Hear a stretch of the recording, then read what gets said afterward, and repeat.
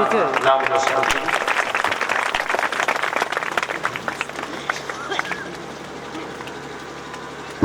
और ये पहली खुशी ये और है कि देखिए हमारे गुरु जी की जन्मभूमि के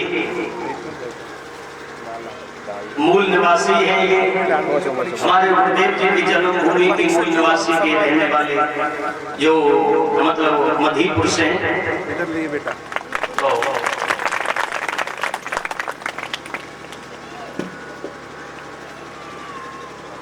और उनसे निवेदन भी करूंगा दो चार मिनट जो भी अगर हो सके तो आप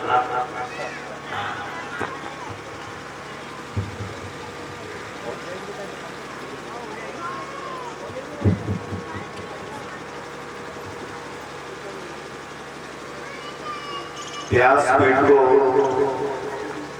सुशोभित कर रहे श्रद्धेय शास्त्री जी और उनके सभी सहयोगी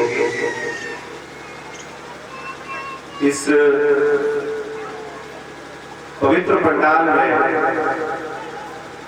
बहुत सारे सन्यासी वृंद हैं और आपको पता है जहाँ साधु और संत होते हैं वो स्थान नहीं धाम हो जाता है। तो मैं यहाँ जितने भी साधु संत हैं सभी के चरणों में नमन करता हूँ, वंदन करता हूँ, अभिनंदन करता हूँ।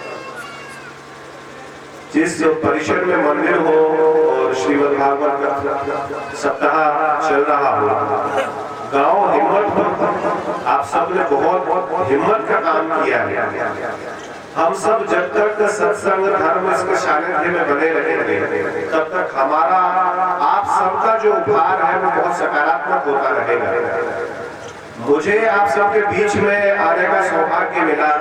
जो परीक्षक महाराज जी हैं, उपेंद्र सिंह जी हमारे बड़े भाई हैं, न हम इनके आग्रह को ठुकरा सकते हैं। बड़ी कोशिश की आप लोगों के बीच में कल भी आने की, परसों जब से उन्होंने कहा कि मैं बहुत बेचैन था, मुझे ऐसा लगा कि मैं कब हिम्मतपुर पहुंच जाऊं, पर जीवन की अपनी व्यस्तताएं हैं। ईश्वर ने भी सारी चीजें नियत कर रखी हैं। लिखा आज का ही सौभाग्य था कि आप सबके बीच में आने का अवसर मिलेगा, तो मैं आप सबके बीच में हूँ। हमारे श्रद्धेय शास्त्री जी बहुत ओजस्वी वक्ता है, साथ साथ में कथा वो जिस माध्यम से आप लोगों को बता रहे हैं उस ओजस्विता के साथ मैंने उनकी वाणी में क्रांतिकारिता भी देखी। अभी वो जिस आग्रह के साथ आपको कथा सुना रहे थे वो किसी भी व्यक्ति को प्रभावित कर सकती है। मैं आपके और उनके बीच में बहुत ज्यादा व्यवधान नहीं करूंगा, दो छोटी छोटी बातें करके अपनी बात को समाप्त कर दूंगा। जब हम श्रीमद्भागवत सप्ताह में आए तो सबसे बड़ी बात यह है कि हम जिस चीज को अपने 7 दिन समर्पित करने आए तो ये मूल्यांकन जरूर करें कि उन 7 दिनों में हम जब वहां बैठे तो हमने कुछ वहां से अर्जित किया या हम सिर्फ खाली आए और खाली ही चले गए। जब कोई भी इस संसार का कोई भी प्राणी 7 दिन तक कृष्ण को सुने और उसके जीवन में कोई बदलाव न हो तो समझ लेना कि श्रोता और कहने वाले के बीच में जिस तारतम्य, जिस आत्मीयता का भाव होना चाहिए था वो कहीं अनुपस्थित था। मुझे पता है कि शास्त्री जी बहुत ओजस्वी कथा सुना रहे हैं। अब उत्तरदायित्व तो इस पक्ष का है कि आप शास्त्री जी से कितना जुड़ते हैं, कितना उनको समझने की कोशिश करते हैं, कितना ये प्रयास करते हैं कि वो इन 7 दिनों में कृष्ण के चरित्र के हर आयाम को आपको बताएंगे। लेकिन अगर आप कृष्ण के एक पूरे चरित्र में से एक गुण भी यहाँ से लेके गए तब इस कथा की पूर्ण सार्थकता होगी। और इस संसार में सबसे ज्यादा यदि कोई विराट और दिव्य चरित्र है जिसमें समस्त सृष्टि समाहित है, इस सृष्टि का हर तत्व समाहित है, सारे के सारे मनुष्यता समाहित है, वो विराट चरित्र यदि कोई हो सकता है तो सिर्फ और सिर्फ कृष्ण हो सकते हैं। और सौभाग्य हम सबका ये है कि जितना कई हजारों वर्षों से कृष्ण के बारे में कहा गया, कृष्ण के बारे में सुना गया, लेकिन हम सबने एक काम किया कि कृष्ण को न गुना न अपने में कभी आत्मसात किया। कृष्ण का चरित्र एक बात ऐसा चरित्र है कि जिस भी आयु सीमा के हैं हैं। आप बच्चे हैं तब भी आप कृष्ण हो सकते हैं, आप युवावस्था में हैं तब भी आप कृष्ण हो सकते हैं, आप युवावस्था पार कर गए हैं तब भी आप कृष्ण हो सकते हैं। आप बताओ, कृष्ण एकमात्र चरित्र ऐसा है कि जब बहुत छोटे छोटे बच्चे खेल रहे थे, एक बच्चे ने गेंद को यमुना नदी में फेंक दिया। अब वहां बच्चे तो बहुत थे, लेकिन साहस सिर्फ एक व्यक्ति ने किया कि वो उस यमुना नदी में कूदा, और किस यमुना नदी में जहां शेषनाग जैसा विषाक्त सांप रहता था उसमें बिना डरे। और कृष्ण क्यों चले गए यमुना के पानी में उतर के? इसलिए चले गए, वो चाहते थे कि उनके जितने मित्र हैं उनके चेहरे पे खुशी जब आएगी जब वो उस गेंद को वापस ले आएंगे जिस गेंद के साथ बच्चे खेल रहे हैं।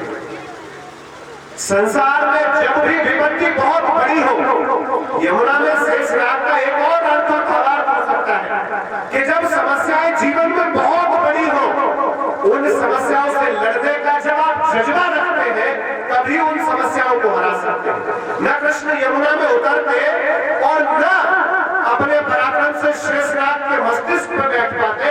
उस मस्तिष्क से उतरने के बाद उन्होंने ये बता दिया कि जब तक भी सृष्टि हो, जब तक समस्या के सर पर नहीं बैठ जाओगे तब तक समस्या को पराजित नहीं कर सकते हो। और दूसरे व्यक्ति के चेहरे पर मुस्कान तब आ सकती है जब आप दूसरे की खुशी के लिए कहीं जाते हैं। कृष्ण बाल्यकाल से जब युवावस्था की ओर जाते हैं, आपको पता है कि उस समय इतनी भयंकर इंद्र का प्रकोप झेलना पड़ रहा था गोकुल को। उस समय युवावस्था में बहुत सारे लोग थे, लेकिन कृष्ण एकमात्र ऐसे व्यक्ति थे जो गोकुल की उस विपत्ति को न सिर्फ उन्होंने अपने से जोड़ा और वो इंद्र से भी नहीं डरे। कृष्ण बड़े यूं नहीं हो जाते हैं, कृष्ण बड़े इसलिए हो जाते हैं कि जब कहीं विपत्ति दिखी, कहीं संकट दिखा, अगर अहंकार इंद्र का भी है तो कृष्ण उसको भी बर्दाश्त नहीं करते। ऐसा नहीं कि कोई देवता गलत काम करेगा और कृष्ण उसके विरुद्ध खड़े नहीं होंगे। कृष्ण नाम है उस विद्रोह का, जहां जहां अन्याय होगा, जहां जहां अनीति होगी, जहां जहां असत्य होगा, वहां कृष्ण प्रबल हो जाते हैं। और कृष्ण जब प्रबल हो जाते हैं तो ये संदेश देते हैं कि समाज का ऐसा कोई भी व्यक्ति, कृष्ण होना बहुत जटिल है लेकिन उतना ही आसान है कृष्ण को आत्मसात करना। अगर आपके गांव में आपको लगे कि कोई व्यक्ति गलत कर रहा है, कोई व्यक्ति किसी के ऊपर अनीति और शोषण के आधार पर शासन कर रहा है, उस वक्त इस गांव में जो व्यक्ति उस अनीति और शोषण के विरुद्ध खड़ा हो जाएगा वो अपने जीवन में कृष्ण को आत्मसात कर लेगा। तो हमेशा ये प्रयास करो कि समाज में जब भी कुछ गलत घटित हो रहा हो, समाज में कुछ भी अन्याय और असत्य हो रहा हो, उसके विरुद्ध जब आप खड़े हो जाओगे तब आप अपने अंदर कृष्ण को शाश्वत जीवित कर लोगे और आप कृष्ण होने के अक्षरांश सही लेकिन भागीदार हो जाओगे, आप कृष्ण हो जाओगे उस वक्त। और जब आप एक क्षण कृष्ण बनने का प्रयास करोगे, कभी किसी के दुख को साझा करके देखो, बहुत आनंद आता है। उस आनंद की अनुभूति तब होगी जब कोई व्यक्ति बहुत दुखी हो और उसके दुख को अपने साथ बांट लोगे। ईश्वर ने आपको सामर्थ्य दिया है। इस बीच में हमारे बड़े भाई अनिल प्रधान जी आ गए हैं और आने वाली श्रृंखला में हमारे साथ हमारे अनुज बहुत ओज के बड़े हस्ताक्षर है भाई संजीव सरगम जी हमारे साथ उपस्थित हैं, हमारे छोटे भाई सचिन विद्रोही जी उपस्थित हैं और हम सबके बड़े भाई उमेश जी, ये सारे के सारे लोग इस गांव में इस कथा में आ रहे हैं। तो मुझे लगता है कि उपेंद्र जी और शास्त्री जी, आप दोनों का प्रताप है कि लोग बड़े बड़े लोग आपके आयोजन में आ रहे हैं, कार्यक्रम में उपस्थित हो रहे हैं। तो मैं बात को समाप्त करूंगा और उसको संक्षिप्त कर दूंगा। यदि आप चाहते हो कि आप कृष्ण हो जाओ या कृष्ण को आत्मसात करना है तो बहुत आसान है और कठिन इसलिए हो जाता है कि हम अपने स्वार्थ में संलिप्त रहते हैं, इसलिए कठिन होना, कृष्ण होना कठिन हो जाता है। लेकिन जब हम अपने स्वार्थ को मार के समाज में किसी भी व्यक्ति के साथ खड़े हो जाएंगे उस पर हम कृष्ण को आत्मसात कर रहे होंगे। और यहाँ बहुत सारी संख्या में माताएं और बहनें हैं। आप सबसे कहना चाहूंगा कि आप हर बच्चे का नाम तो काना रख लेते हो। मैंने देखा जैसे ही कोई घर में बच्चा पैदा होता है तो सर्वसम्मति सिर्फ एक नाम पे बनती है। लोग कहते हैं कि हमारे घर में काना पैदा हुआ है, लेकिन काना सिर्फ पैदा हुआ, लेकिन काना काना ना हो पाया तो उसके पीछे आप सबका भी पुरुषार्थ है। एक बेटे को कैसा बनाना है एक बात करके समाप्त कर दूंगा। जब आप सबने जीजाबाई का नाम नहीं सुना होगा, छत्रपति शिवाजी इस देश के बहुत बड़े योद्धा हुए। उनके पिता जिस राजा के यहाँ काम करते थे, कभी भी उनकी माता जीजाबाई अपने बेटे को उस जगह कभी नहीं ले गई जहां उनके पति काम करते थे। एक बार जीजाबाई से किसी ने पूछा कि आप अपने पुत्र को राजा के दरबार में क्यों नहीं ले जाते जहां आपके पति काम करते हैं? तो जो बात जीजाबाई ने कही वहां यहाँ बैठी एक एक औरत को उस बात की गांठ बांध लेनी चाहिए। जीजाबाई ने कहा कि जिस जगह मेरे पति काम करते हैं, जिस राजा के दरबार में, यदि वहां मैं अपने पुत्र को ले जाऊंगी और मैं देखूंगी, इसको ये दिखाऊंगी कि इसका पिता राजा के सामने झुका हुआ है, तो मेरा बेटा कभी भी किसी के सामने खड़ा नहीं हो पाएगा। इसलिए जीजाबाई शिवाजी को कभी भी राजा के महल में नहीं ले गई, क्योंकि उन्हें पता था कि अपने पिता को झुका हुआ देखेगा तो ये एक झुका हुआ व्यक्ति बनेगा। लेकिन उन्हें ऐसा एक व्यक्ति बनाना था जो इस राष्ट्र का गौरव बने, मराठा साम्राज्य का गौरव बने। और उसके बाद उनके संस्कारों का प्रतिफल क्या हुआ कि शिवाजी इतने बड़े योद्धा बने कि जब तक ये सृष्टि रहेगी उनका पराक्रम, उनका गौरव जिंदा रहेगा। तो किसी बच्चे को बनाना है वो माँ के ऊपर होती है। शास्त्री जी की कथा 7 दिन सुनो तो यहाँ से खाली हाथ मत चली जाना। आपको पता है कि जब कथा शुरू होती है तो कलश भर के लाते हैं। कलश क्यों हम भर के लाते हैं? कलश भर के इसलिए लाते हैं, वो कलश भरना नहीं है, संकल्प है कि अगले 7 दिनों में कुछ अच्छे गुण हम भी अपने अंदर भरेंगे। और उसके बाद जब 7 दिन के बाद उनको प्रवाहित करने जाते हैं तो इस संकल्प के साथ जाते हैं कि इन 7 दिनों में जो मैंने अच्छा सीखा है वो तो मेरे साथ रह जाए, लेकिन इन 7 दिनों में यदि कोई बुराई फिर भी बच गई हो तो उसको नदी में प्रवाहित कर देना है। ये छोटी छोटी चीजें हैं जो कथा से सीखनी है। तब तो आपके यहाँ आने का कोई औचित्य है, कुछ हल है।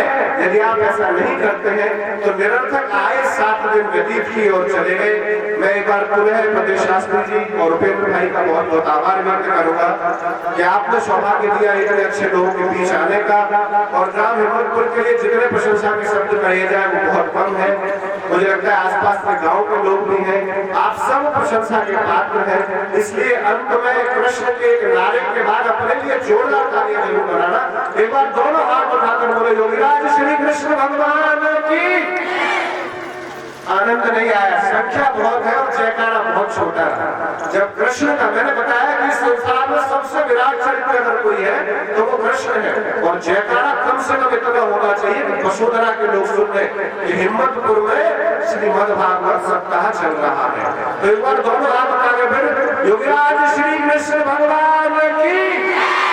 अब आया और एक बार अपने लिए जोरदार तालियां बजा दिए, क्योंकि आप सब बहुत पवित्र लोग हैं, अच्छे अनुष्ठान में आए। आप सबको बहुत बहुत बहुत